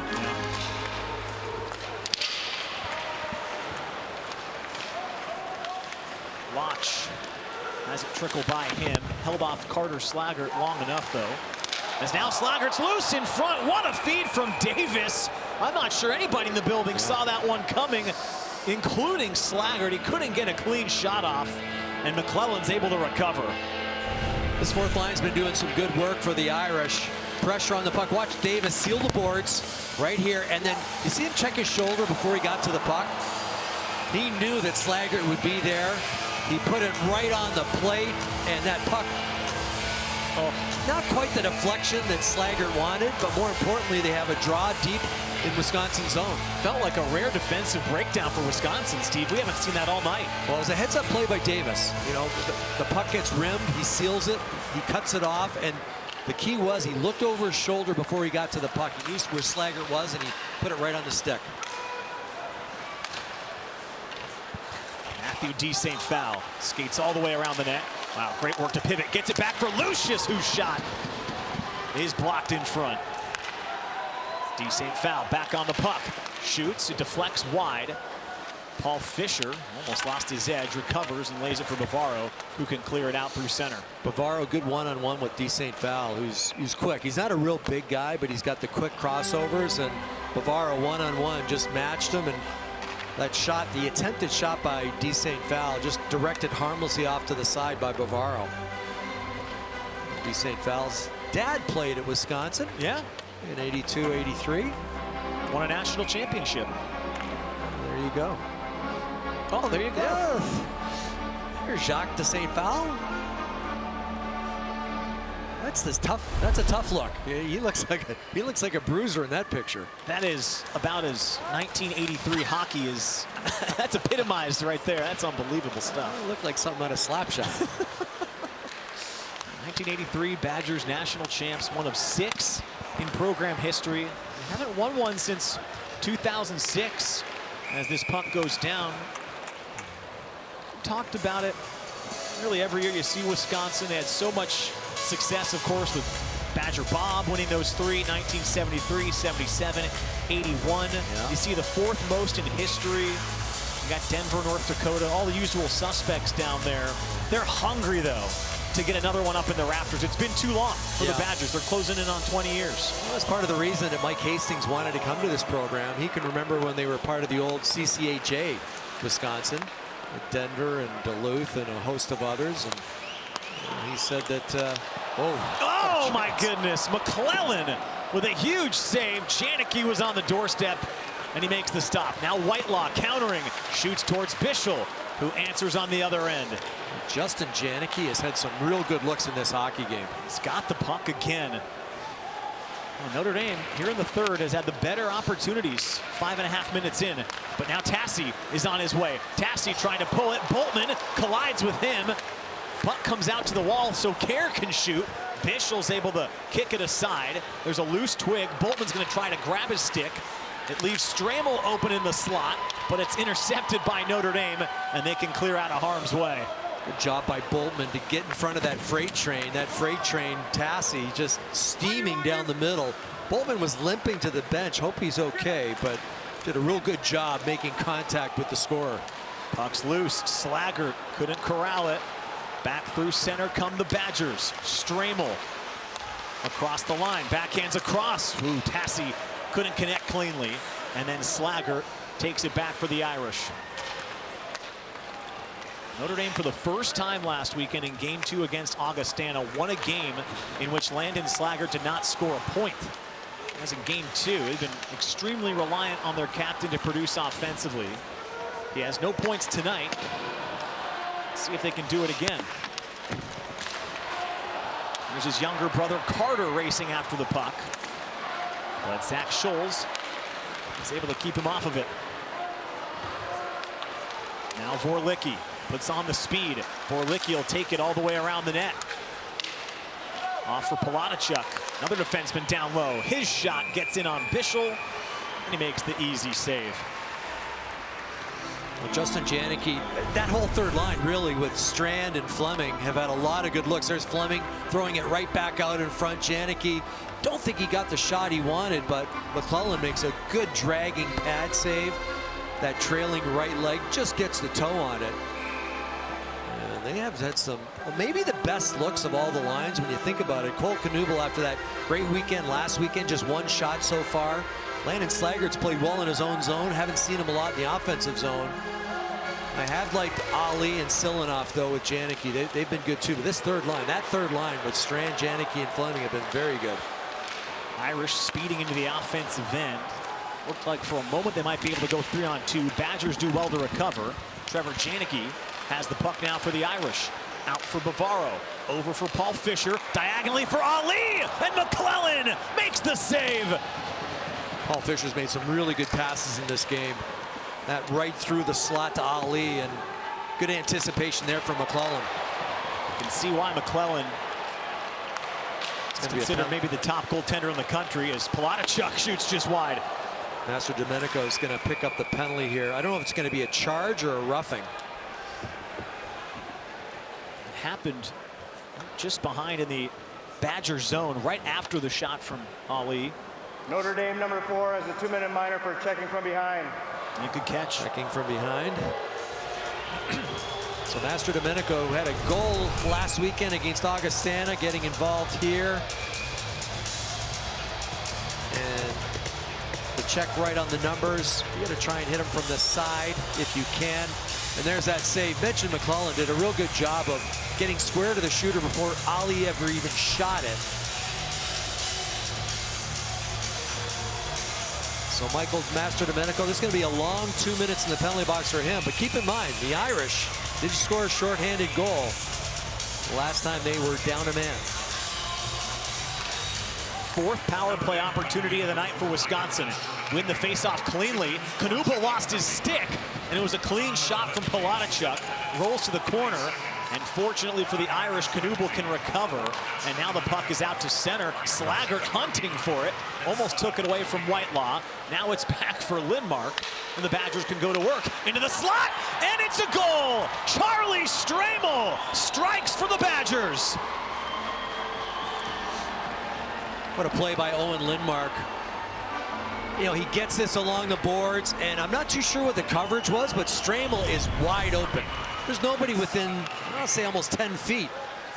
Lindmark gets it, and that shot, yeah, breakdown in coverage for the Fighting Irish. Couple of forwards out of position.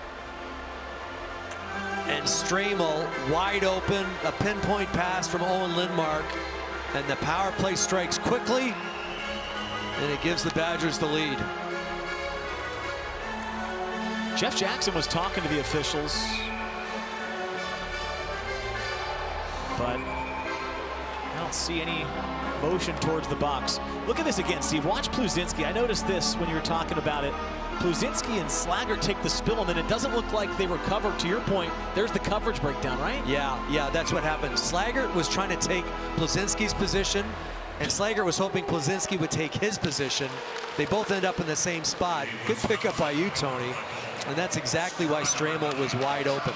It looked like that collision, to your point, the communication breakdown started there, and now the Irish have to chase the game again. So the power play led to the first Irish goal, and they scored shorthanded. This time it bites them. The Badgers come through.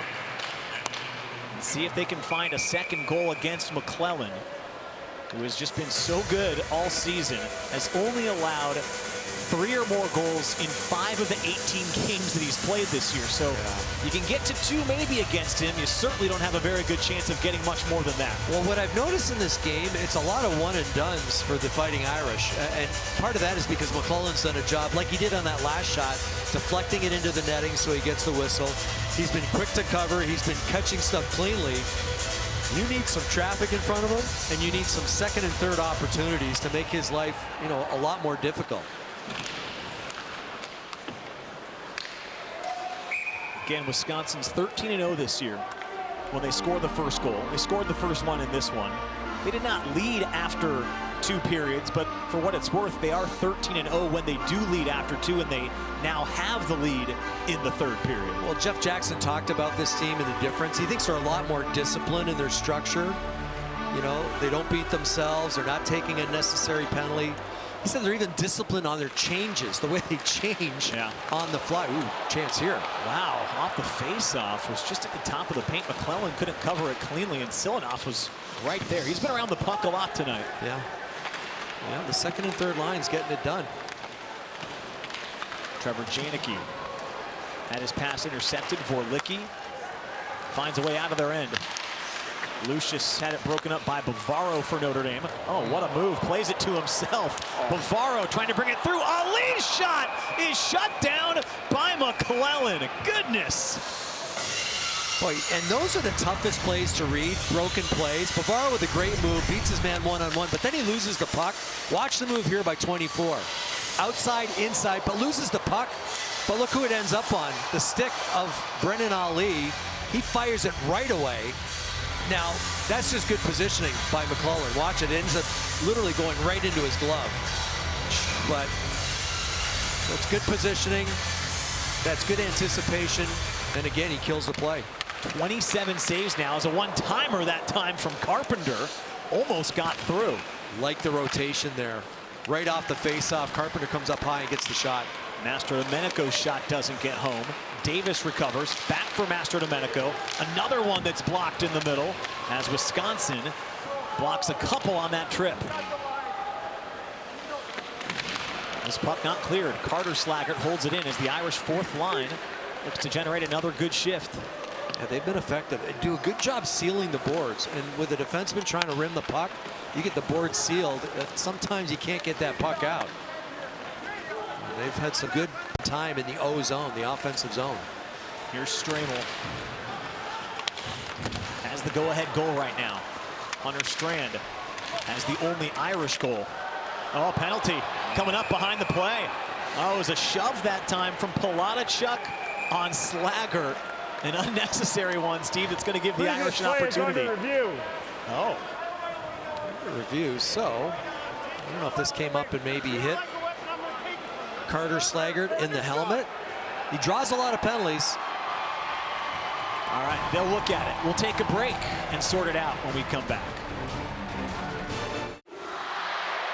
Okay, Jake Rikucki and Sean Fernandez are in the box right now. The referee's looking at this last penalty before we went to the break, and we're going to get a call right away.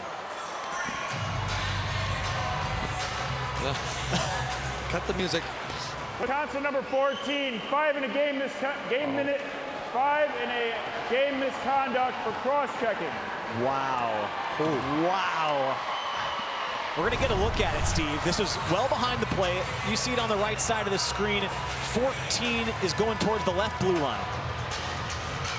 There's contact along the boards, and they keep going. Keep going right here. Yeah.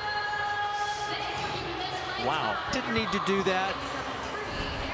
You know, maybe Carter Slaggert trying to draw something. You know, so he feels it stick in the back of his head. He's gonna go down. That's a huge call and a 5-minute major to Wisconsin. Wow. Possible game changer. 5 minutes on the power play for Notre Dame. Moynihan lost his edge. It's banked off the wall and all the way down. Bishel plays it quickly, trying to catch them. Connects with Knuble. As the Irish look to set it up. Notre Dame's power play was just 3 for 28 before last weekend. They scored a pair of power play goals as Moynihan sends it out for Sedum.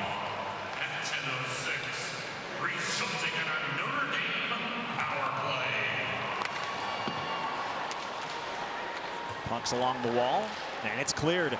Good work that time by D. St. Foul. Yeah, Wisconsin being selectively aggressive. They realize that, you know, if you mishandle a puck and maybe it bounces off your stick, they're going to jump you.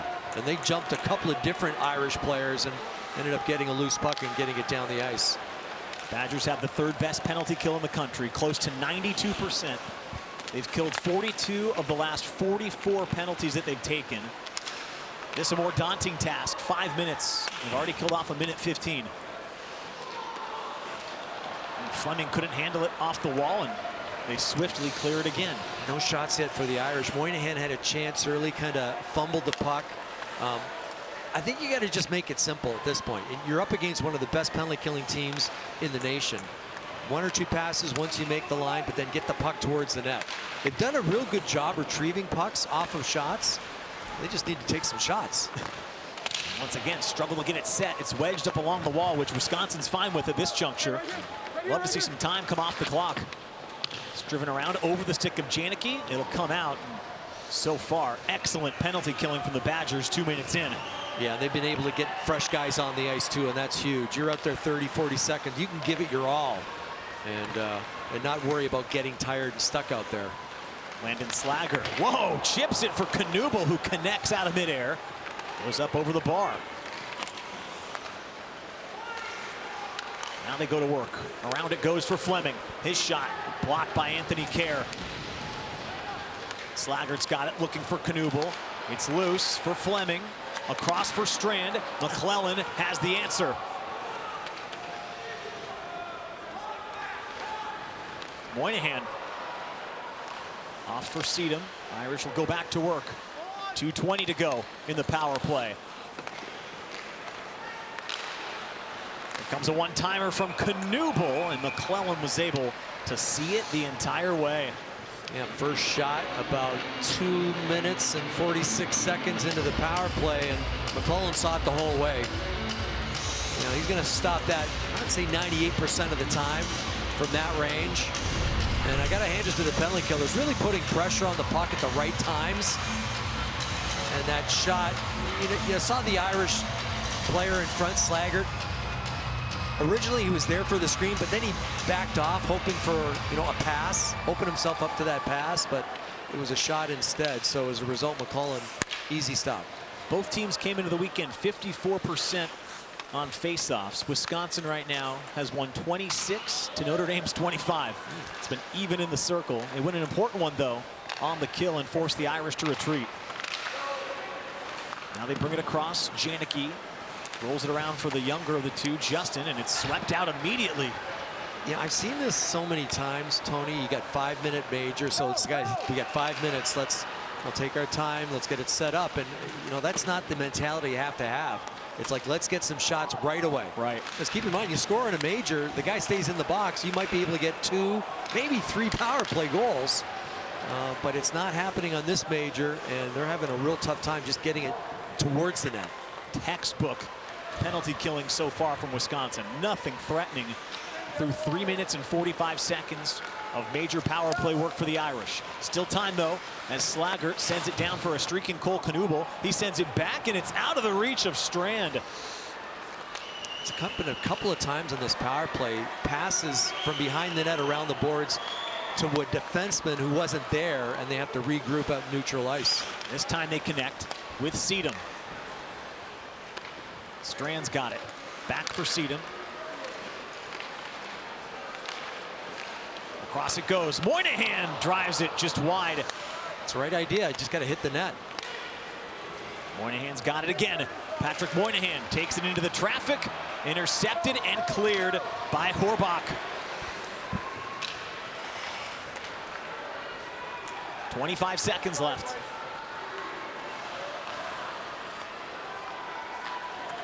Justin Janicki ahead for Slaggert. Into the corner, absorbs a hit. Puck goes high in the air. Glove down by Scholes. Slaggert's there to lay it for Strand. His backhanded feed gets through with 10 seconds left. Moynihan drives it. Blocked down that time by Kerr.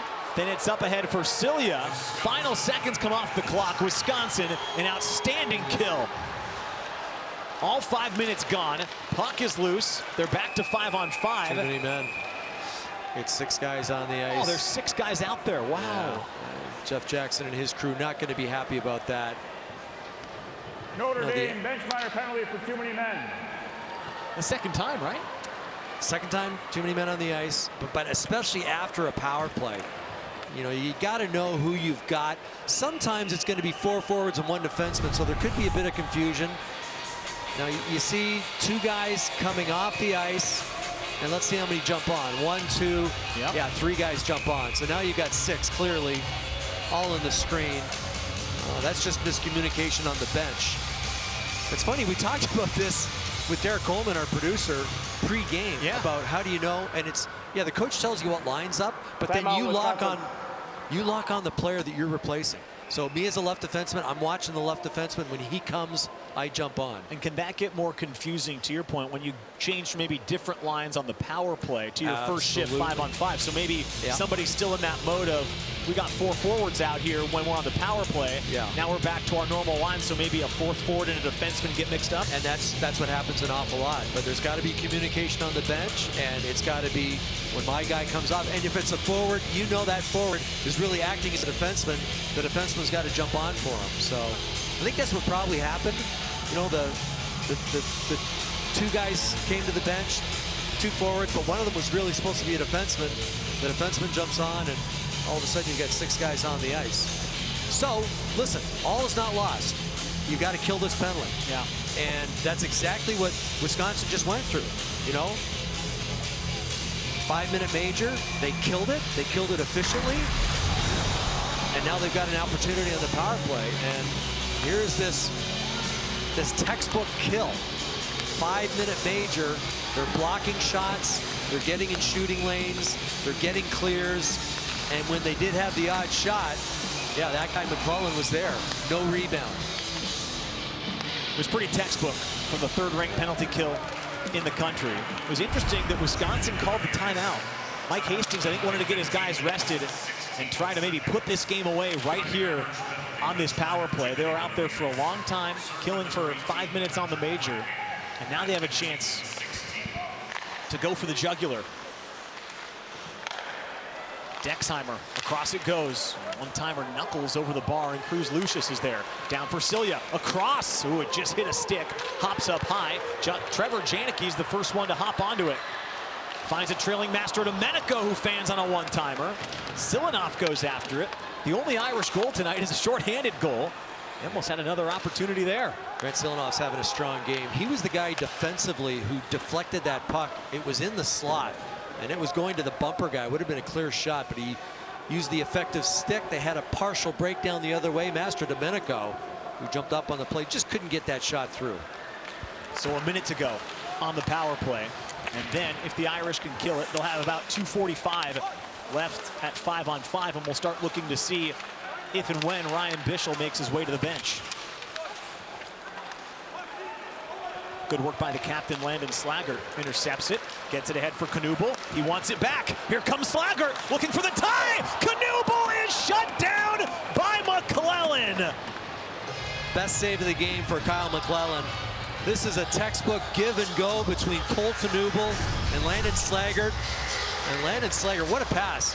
Cole gives it, he goes, and this pass right through the blue paint, right onto Knuble's stick, and he one-times it across his body. Right there, and he just gets a toe on it. Look at the athleticism there from McClellan. The full splits and the desperation stop. The best of the night for McClellan. Wow, he has been as advertised tonight, Steve. Hard to believe this guy's save percentage was at 88 last year. He's up at 940 now coming into this game. Some incredible saves in crunch time for the Badgers. I can feel it up here, though. He's just exuding confidence. You know, he's feeling it, and he's playing bigger than he is. Mentioned 6'1", but he's playing like he's 6'8" right now. He's got 30 saves tonight. Irish have managed 31 shots on net. That's the most that Wisconsin's relinquished over the last 6 games. On a 7-game win streak, they've only allowed 5 total goals in the last 7 games. They've won 4 via shutout. And if they can hold on here and win, this would be the longest winning streak. It would be 8 games. They have not won 8 consecutive games since the year 2000. It's amazing. Going back 23 years, that's hard to believe. They're 2.5 minutes away from it right now as the power play has expired. Back to 5-on-5 skating. Daniel Lotch circles back for it for the Badgers. Around his net, backhands it towards his bench, and Scholl chips it in deep. You see that fourth line for the Irish getting out there after a penalty kill. Good for Jeff Jackson. They brought some energy in this game.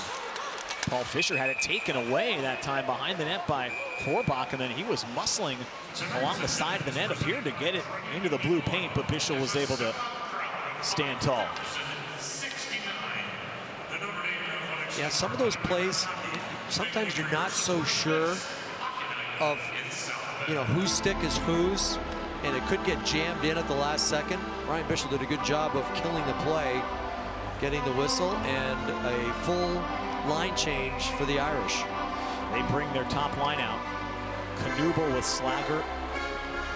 And they've taken Moynihan off and brought in Brennan Ali.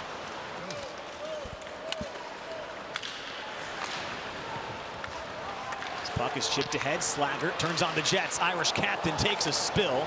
Collided that time with Care. Puck's loose in the corner. Irish have pulled the netminder. Bischel has gone to the bench. This puck is on edge, but it won't go far enough for an icing call. So 6-on-5 here for the final minute and 45. It's almost given away, but Moynihan recovers for Notre Dame. They try to set it up. He had it taken off his stick. It's loose at center for Sedum. Now they try to get it deep, and it hits a linesman at the line. They try to get it deep again. This time, Trevor Janicki does. Lotch looking to clear, comes out towards the line. Held in, Sedum shoots, saved by McClellan. It rolls towards the corner for Knuble. Sedum fires it off the glass, took a really awkward bounce. Now it rolls towards the corner. Janicki shoots, tipped towards net. Knuble's got it behind. Backhands through onto the skates of Janicki. Rolls towards the corner, and Moynihan recovers. Oh, it goes under the stick of Sedum with tired Badgers out there, and this will allow a wholesale change. Yeah, tough break. After a real good play by Trevor Janicki, just throwing it towards the net. Good things happen when you get that puck towards the net. Less than a minute.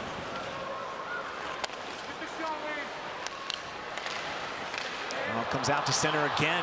Bavaro has to retreat. 30 seconds between Wisconsin and an 8-game winning streak. One last dash for the Irish. This is deflected in. McClellan thought about playing it. Instead, it's driven off the wall and goes out. This is a break for the Irish, I think, Steve. They can at least get an offensive zone draw here with 17 seconds left. That's plenty of time.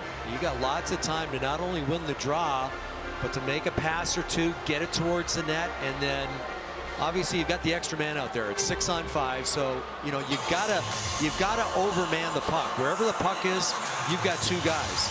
If they've got 2 guys there, you got to get 3 guys. There you see Paul Pooley talking it over with head coach Jeff Jackson.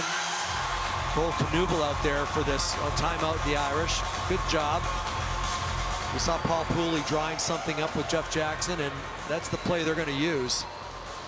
Now the disadvantage is Cole Knuble, a right shot on the left dot. It's a little harder to bring it back. Yeah. Knuble tonight, Steve, because the faceoff's going to be absolutely huge here. He's 9 for 20. They had Lindmark lined up to go against him. He's 11 for 20, so pretty even. But when you look at Lindmark on the year, he leads the Big Ten. 60% faceoff. This is what Wisconsin can do. They can throw Lindmark at you. They can throw Cilia at you. They both average about 60% on the faceoff, and right now is when that is so important. Look at that. Yeah, and that's a great stat. And Lindmark's a right shot, and that faceoff now in that right corner. So defensively, he's on his strong side. Your backhand is your strong side. You can pull it back a lot stronger in your backhand than you can in your forehand. So, and Danny Nelson's not here for Notre Dame, we should point out, so they can't throw him out there right now. Yeah. So if it is Cole Knuble, and it doesn't look like Cole is heading to the faceoff dot. Looks like it. Hunter Strand, yeah. So get a lefty. You get a left shot out there against a right shot. And Hunter Strand's done last weekend a real good job in the faceoff dot. Tonight he's 3 for 9. Here you go. Strand versus Lindmark. The Irish win it. They've got a chance. Bavaro, 6-on-5. Across for Sedum. Didn't get through. Second try. McClellan saves. There's a broken stick. Just 8 seconds. Slager trying to get to the puck. Pivots. Shoots wide. Around for Knuble. And that does it. Wisconsin has won their 8th straight game. Well, the Irish had a chance. They win the draw. Couple passes, they get the puck toward the net, a scramble, and McClellan, he was a real difference in this hockey game. Calm, cool, collected, and they pick up a very important 3 points in the Big Ten standings.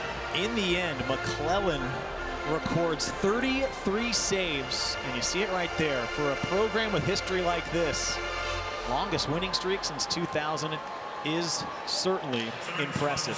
That's going to do it for us tonight. For my broadcast partner, Steve Conroy, producer Derek Coleman, director Doug Thompson, and the rest of the outstanding crew here in South Bend, Tony Simeone saying so long. The Irish and Badgers back tomorrow night for Game 2.